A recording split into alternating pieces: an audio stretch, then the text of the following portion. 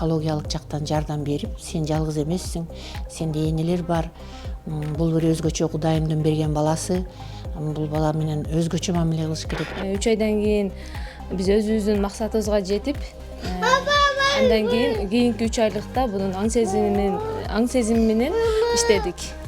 Энелер дагы бандай интервал сакташпайт.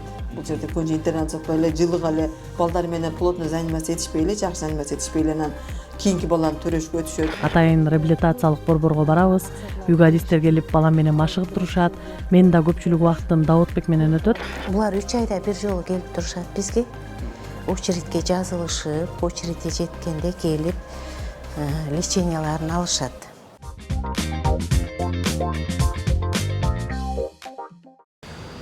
Соңку вакытта эл арасында ден соолугунан мүмкүнчүлүгү чектелген балдардын көп төрөлүп жаткандыгын адистер тынчсыздануу менен айтып келишет. Эмне себептен балдар мындай төрөлүп калат? Алдын алсак болобу? Дарылоо жолдору, эртек ийгилигишүү программасы бала үчүн кандай маанилүү? Алдыда жооп аласыздар. Саламатсыздарбы? Бул ден соолук программасы ЛТР каналында.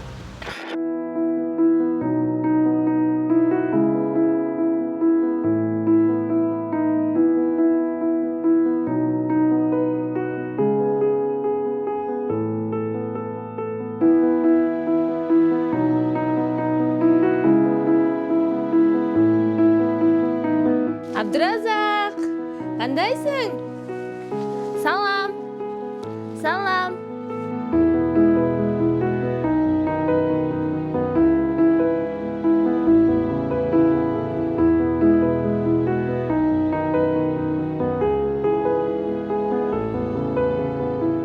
Ирсалат Умаржанова Ош шаарынын Онадыр кичи шаарчасынын тургуну, 3 баланын апасы.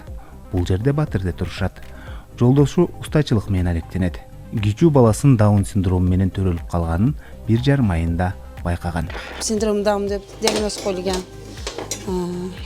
Ушу Балам төрөлгөндө эле башкача төрөлдү. 1,5 айлыгында дарыгерлер Даун синдрому деп диагноз коюшту. Азыр балам 4кө чыкты. Мени кубантканы күндөн күнгө өнүгүү бар. Балам өзү басат, өзү тамак жейт. 2 жылдан бери бала бакчага барат, сүйлөп да калды. Дарыгерлерге, Кайрымдуулук фондунун адистерине, реабилитациялык борбордо эмгектенген кызматкерлерге рахмат. ушундай кылып берди, көп жардам этти, айныкса Айдана.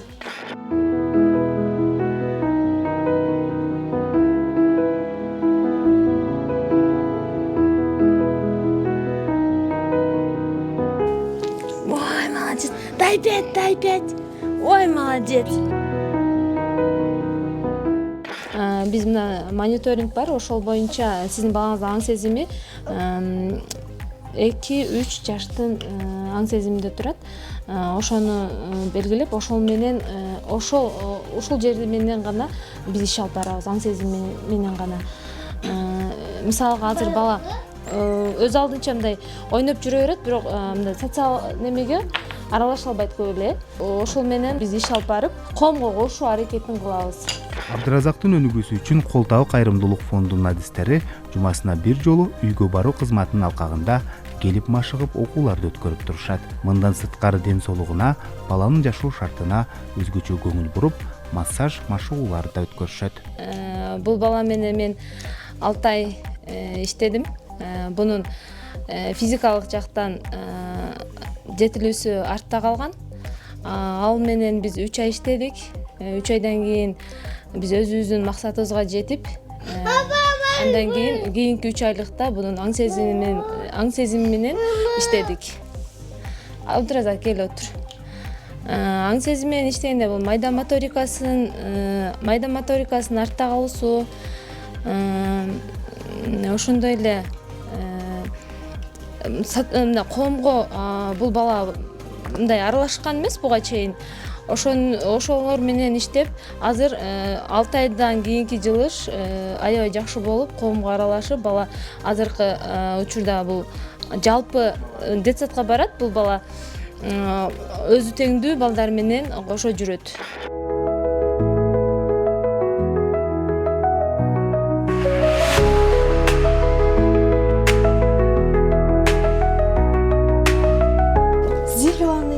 Зеленый где? Ой, молодец, а красный? Ал эми Даутбеке адистер үйүнө келип баштаганына 3 ай болду. Бул убакыттар аралыгында балада бир топ өзгөрүүлөр байкалды.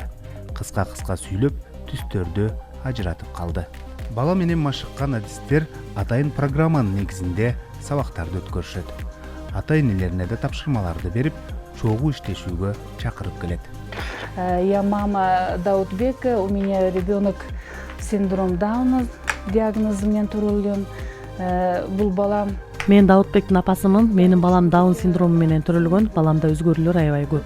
Кол табы долбооруна кошулуп өнүгүү байкалды. Атайын реабилитациялык борборго барабыз.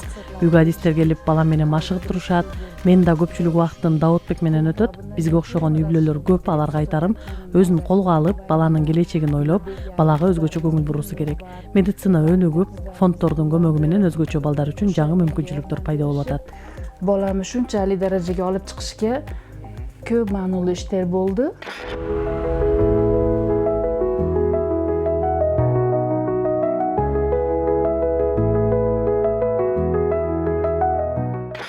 Азыркы учурда кыска үндөрдү сүйлөгөндү үйрөндү, өзүнө керектүү нерселерди көрсөтүп калды, түстөрдү үйрөндү, ручка кармаганды, карандаш кармаганды үйрөнүп, сүрөттү боёгонду үйрөндү.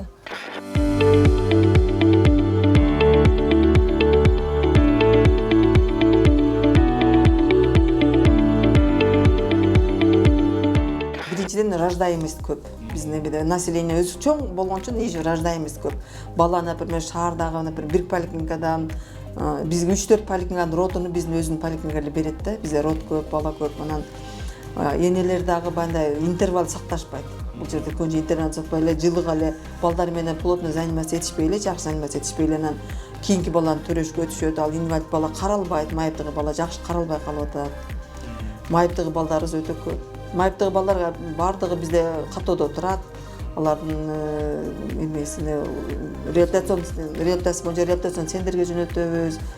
Больницаларга эметебиз, карайбыз, отчет бар болуп катталат алар. Бизде Бишкектен келип көп окутушту, раздаточный материалдарды беришти. Оказывается, развивающий оюндарды бериш керек экен, развивающий оюнчуктарды алып бериш керек экен.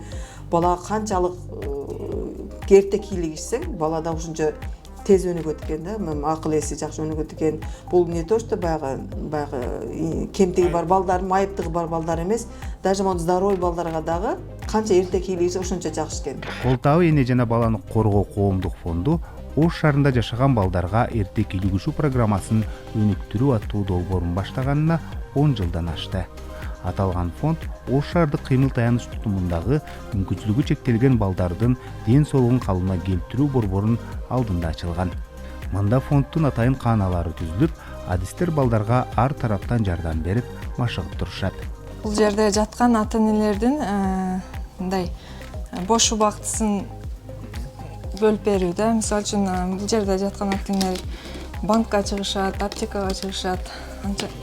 Иштери чыкканда ушул жерге балдарын таштап, 1-2 саатка балдарын таштап, ошо кеңири барып келе алышат. Негизинен балдар менен көбүнчө оюн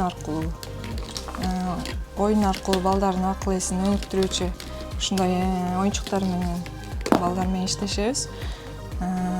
Майда моторикасын өнүктүрүү, түстөрдү аныктоо, көңүл буруусун, эске тутуусун сактап калышы боюнча ошо бир нече көнүгүүлөр бар, ошолор аркылуу балдар менен иш алып барабыз.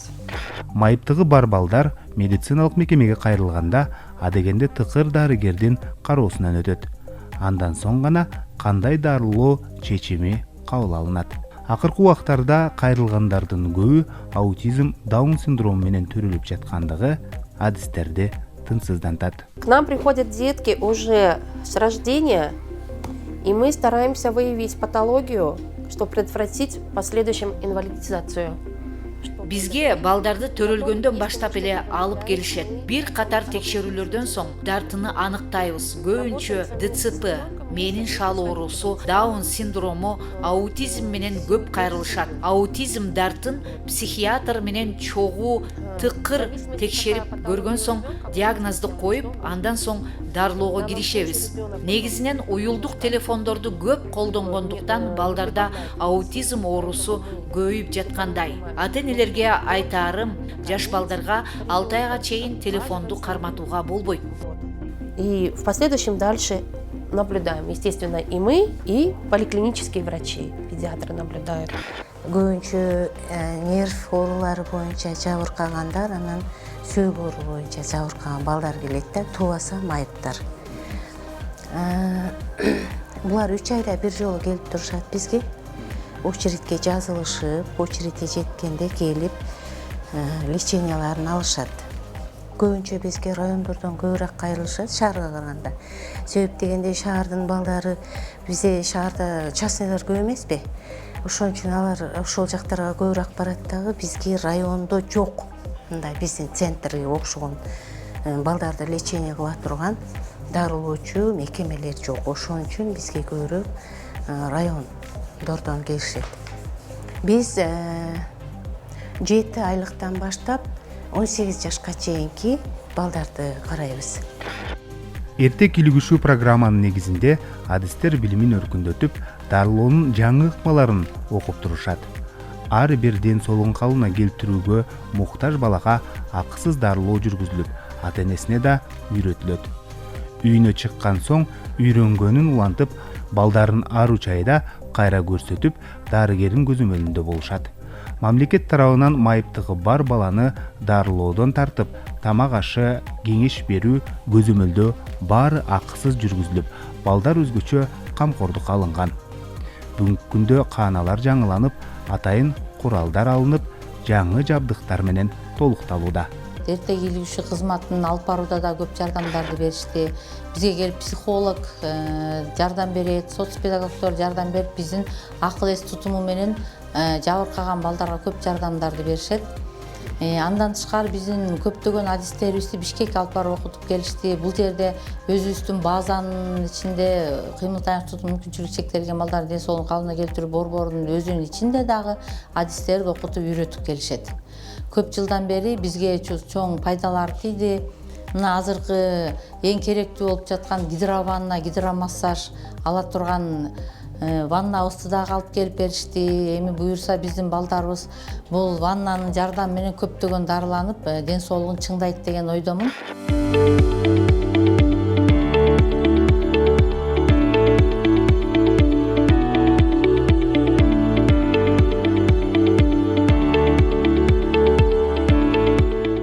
Эгер тонусун көйтүш керек, массаж кыла турган болсо, анда полный эме берет да, напор берет.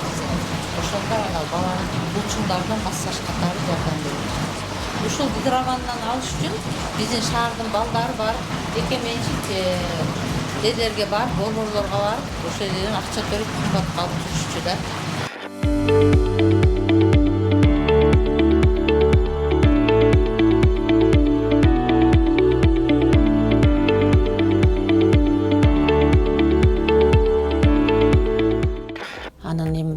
Жылдан жылга өзгөчө балдар, кандайдыр өзгөчөлүктөр менен төрөлгөн балдар, сүйлөбөй, сүйлөөсү кечээндеген балдар, тубаса кемтик менен төрөлгөн балдардын көбөйүшү өкүндүрбөй койбойт.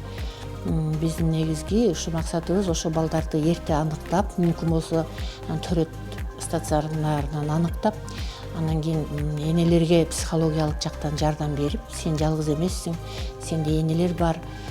Бул бир өзгөчө Кудайымдын берген баласы, бул бала менен өзгөчө мамиле кылыш керек деп ошолорго жакындан жардам көрсөтүп келебиз. Негизги биздин максат балдарды педагогикалык, медициналык, социалдык кызматтардын негизинде коомго эрте тартып алып, майыптуулукту алдына алуу же болбосо майыптуулуктун санын азайтуу болуп эсептелет. Өзүңөр билесиңер, бул киши же болбосо адам ресурсу бул негизи Кыргызстандын байлыгы деп эсептейм мен. Ошон үчүн биз канчалык деңгээлде өзүбүздүн эмгегибизди жумшап баланы эрте садикке же мектепке тартып алсак, ошончолук биз мамлекетке кошкон өзүбүздүн салымыбыз деп эсептейм. Ошол сиздердин аракетиңиздердин жыйынтыгы кандай болуп атат? Элдердин аң сезими, ой жүгүртүүсү ушул эрте балага өзгөчө көңүл буруусун өзгөртө алдыңыздарбы негизи? Ата энелердин аң сезими, айрыкча энелердин аң сезими өзгөрдү. Балдарга болгон мамилеси, балдар менен кандай, балдарга кандай көңүл буруу керек. Жөнөкөй эле айтайынчы, ушу балдарга мындай сейилдешпейт дагы эле. Жомок да окуп бербейт эле. Эми азыркы энелерди балдарды кандай өстүрүү керек, биринчиден балдарды кандай тамактандыруу керек, балдарды кандай кийинтүү керек, ошолорду үйрөтүп өзүбүздүн энелердин группасы бар. Ал группа республика деңгээлиндеги группа. Ошолордо суроо жоопторду берип, кеңири баарлаштырышат. Анан биз окуткан энелер бири-бирин өздөрү консультация кеңеш берип калды. Мен ойлойм, бул биздин жетишкендигибиз деп. Энелер өздөрү сабаттуу болуп, бири-бирине жардам берип, ошол эле жанагы майыптуулукту документтерин каяка кайрылуу керектигин, жанагы постоянный немелери бар го, ала турган пособиялар ар дайым. Ошону чегерүүдө кандай документтер керек, бири-бирине консультация берип, жакындан жардам берип калышты. Мен ойлойм, ушу бизден алган билим деңгээлин бири-бири менен бөлүшүп, энелерди өзгөрүү болду.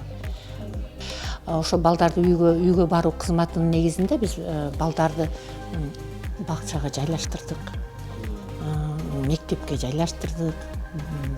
Көп болбосо дагы. Көп жылдан бери иштеп келдиңиз бул тармак боюнча. Анан айтсаңыз негизи ошол балдардын туаса кемтик менен, туаса майыптуулук менен көрүлүп жаткандары бул эмнеден? Айтыш кыйын. Бул көп грандуу себептердин негизинде келип чыгат. Ошол эле айлана чөйрө, экология, биздин тамактангандарыбыз эмне менен тамактанабыз. Азыркы жаштар өзүңөр билесиңер, фастфуд, башка нерсени неме кылат. Ошол эле өзүбүздүн көтөргөн телефондун да негизинде. Анан биздин болочок энелерибиздин көпчүлүгү эле аскандуулук менен жабыркашат. Эми бунун себебин эмне мынадан айтуу деп айтыш кыйын, себептери көп. Биринчи 3 баягы күмөн болгондо биринчи 3 айлыгында кандайдыр вирустук оору менен ооруп калса дагы, как раз биринчи 3 айлыгында күмөндүн бүт органдары пайда болот да, ошондо дагы таасирин тийгизбей койбойт. Айлана чөйрө, ошол эле үйүндөгү тамактануусу, сейилдейби же үйүндө кандайдыр бир зомбулук, зордук барбы, стресс, ошол эле ушулардын баардыгы болочок энелердин ден соолугуна чоң таасир тийгизет. Баягы орустар айтмакчы, капли море деп коет да. Кичине болсо дагы аракет кыла берсек, кичине болсо да аракет кыла берсек, кандай бири-биринен үйрөнүп, энелерди окутуп, мына адистер, Кудайга шүгүр адистерибиз бар. Анан дагы бир көйгөй бул адистердин жетишсиздиги. Кыргызстандагы адистердин жетишсиздиги ошо биз болуптур табабыз, диагнозун коюп беребиз, ар бир балага жекече план иштеп беребиз. Аны бизди окуткан Нажимединова Гүлмира Ташайлина деген национальный тренер окутуп кеткен. Кыргызстанда 6 эле тренер бар. Ошонун бири окуткан. Ошонун негизинде биз таап балага жекече план иштеп бергенден кийин аны педагогдор, психологдор аткарыш керек да. Мына ушул жеринен дагы бир аз мүчүлүштөр болот. Мына даярдап алган 10 кызыбыз бар эле. Эми турмушка шартка байланыштуу турмушка чыгып кетишти, башка кылды. Азыр менде бизде 6 кыз бар. Обучение 6 кыз бар. Мына ошолор менен азыр иш алып барып атабыз. Анан бул жерде Ош шаарынын мэриясына да ыраазычылык билдирип кетиш керек. Мамлекеттик социалдык тапшырманын негизинде ушул биз 3-чү жолу долбоорду аркалап отурабыз. Негизинен эрте кийлигишүү кызматын күчтөндүрүү жана ошо балдарды эрте коомго тартып алуу биздин миссиябыз ушул. Андан башка мына ФСДС фонду дагы жакындан жардам көрсөтөт. Эске салсак, Ош шаардык кыймыл таяныч тутумундагы мүмкүнчүлүгү чектелген балдардын ден соолугун калыбына келтирүү борборунда 49 кызматкер эмгектенет. 70 керебетке ылайыкташкан. Аты эле шаардык болбосо, аталган борбор аймакта жападан жалгыз болгондуктан Ош, Баткен, Жалал Абад облусунан бейтаптар кайрылышат. Бүгүнкү көрсөтүүдө айтылган кеңештерди эске алып, оорунун алдын алууга аракет жасаңыздар. Сиздер ден соолук программасын көрдүңүздөр. Кайрадан эфир аркылуу амандашканча сак саламатта туруңуздар.